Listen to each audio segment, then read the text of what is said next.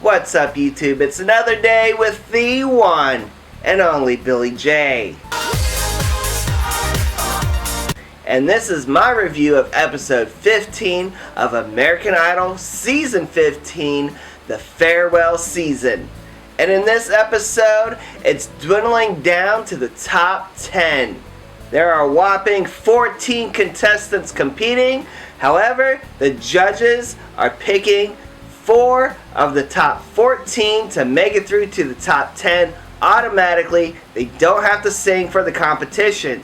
So the 4 that are picked for the fast lane to the top 10 are Dalton Rapatoni, Olivia Rocks, Trent Harmon, and LaPortia, leaving the rest of the 10 to compete tonight. So for tonight, the 10 remaining contestants are singing songs from their favorite moments of this season so far.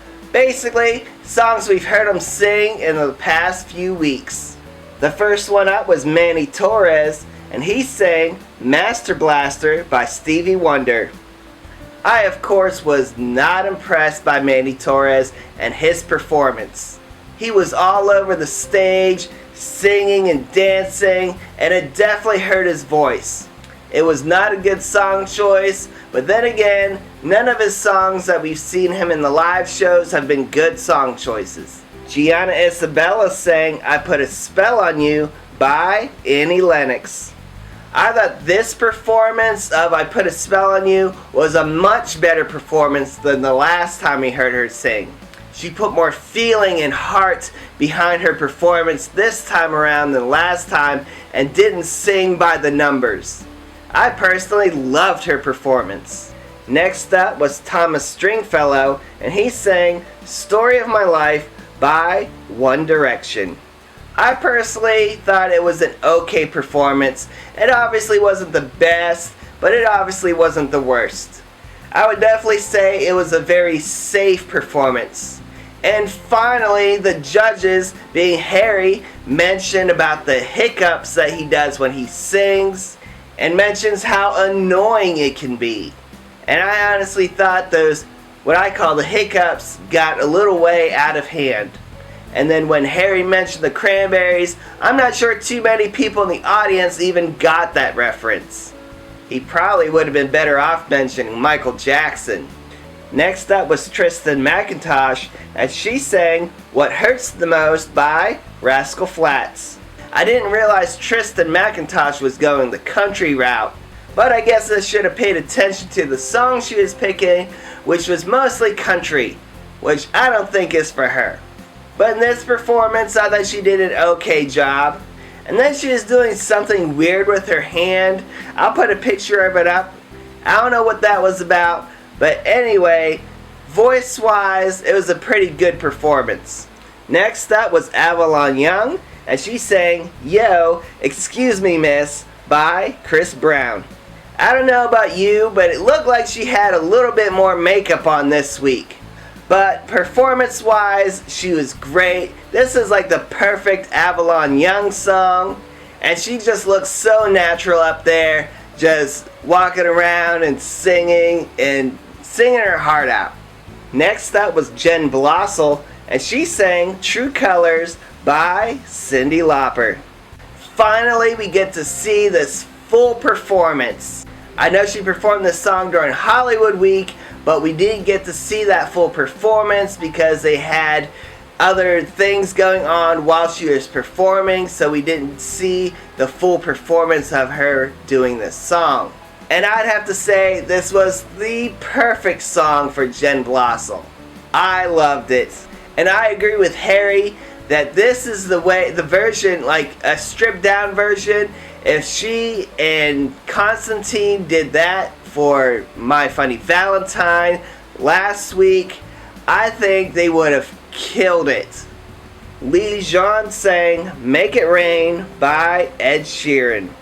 Well, one good thing about this performance is that he didn't shush the crowd again. The performance was just okay for me. It didn't blow me away, but it wasn't terrible. And unfortunately, Ed Sheeran's songs are probably the only choice for Leijon because that's all he does.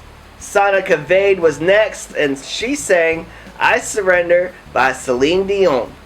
Sonica has, I think, the best voice from the younger crowd, the three interchangeable girls. I think Sonica has the best voice. She is an amazing talent, and I agree with J-Lo in giving her a standing ovation. Genevieve Mitchell was next, and she sang Ring of Fire by Johnny Cash. My only critique of this performance is that I wish that she was playing an instrument, at least like the cello. I think that would have made this performance even better. And I really like this version of the song by Genevieve. But I have to agree with Harry in that Genevieve is a very polarizing contestant. Some people really like her and others don't. I'm on the camp that loves her. And finally, rounding out the top 10 performances for tonight, trying to make the top 10, is Mackenzie Borg. And he sang Roses by Mackenzie Borg. What a way to end the night. He is so talented to have written such a great song. I love that song. I love Mackenzie. I loved it all. Well, now it's time for me to pick my bottom 2 performances for the night. And my bottom 2 are Manny Torres and Thomas Stringfellow. For me, Manny isn't that good of a performer. Yeah, he's cool up there, he's got the moves, but he doesn't have the moves and the voice combination.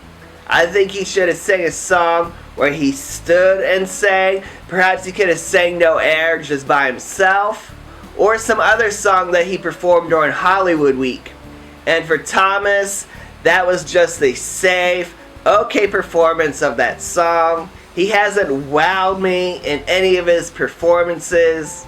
But like I said, these 2 are my bottom 2 for the night. Leave a comment down below on your thoughts. Who are your bottom 2? And who do you think is going to make that precious top 10? And remember, peace, love, unity, respect. Peace out, guys.